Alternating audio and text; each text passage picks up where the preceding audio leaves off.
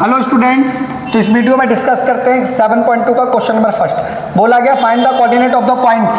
Coordinate करने हैं points के विच डिवाइड्स जॉइंट। तो दो कोऑर्डिनेट दे रखे हैं। क्वेश्चन नंबर फर्स्ट पढ़ लेते हैं। दो कोऑर्डिनेट दे रखा है। कोऑर्डिनेट ए का दे रखा है -1,7, बी का कोऑर्डिनेट दे रखा है 4,-3 और एक पार्ट दे रखा है, इन दोनों का पार्ट दे रखा है P, उनका रेशियो दे रखा है 2,3 और इसको जो रेशियो का पार्ट दे रखा है उसी का कोऑर्डिनेट भी निकालना है।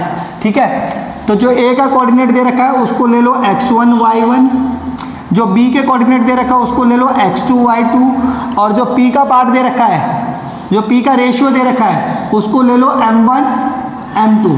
ठीक है, अब P के कोऑर्डिनेट फाइंड करें तो लिख भी लो coordinate of P, coordinate of P।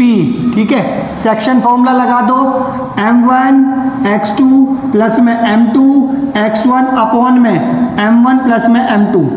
इससे x का कोऑर्डिनेट निकलेगा।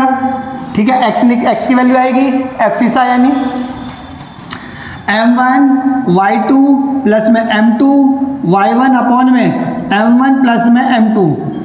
इससे आपकी वैल्यू आ जाएगी, P के कोऑर्डिनेट आ जाएगा। तो पुट करते हैं, वैल्यू पुट कर लेते हैं। m1 की वैल्यू कितनी है तो 2 इंटू में x2 की वैल्यू कितनी है 4 प्लस है तो प्लस, m2 की वैल्यू कितनी है 3 इंटू में x1 की वैल्यू कितनी है -1 अपॉन में m1 प्लस में m2 यानी 2 प्लस में 3 कोमा m1 की वैल्यू 2, y2 की वैल्यू -3 प्लस m2 की वैल्यू 3 इंटू में y1 की वैल्यू 7 अपॉन में m1 प्लस में m2 यानी 2 प्लस में 3। सॉल्व कर लो आप सिंपली। इसको इससे मल्टीप्लाई करोगे तो 8 प्लस माइनस माइनस 3 1 जा 3 अपॉन में 2 प्लस में 3 यानी 5 कोमा ये माइनस है तो -2 3 जा 6 प्लस है तो प्लस 7 3 जा 21 अपॉन में 5।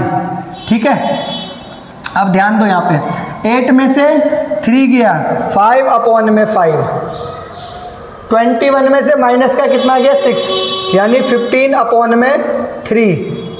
अब डिवाइड हो जाएगा 5 1 जा 5 5 1 जा 5 तो एक की वैल्यू तो आ गई 1 और 5 1 जा 5 5 3 जा 15 यानी ये आ गया कोऑर्डिनेट। कोऑर्डिनेट किसका है P का कोऑर्डिनेट आ गया।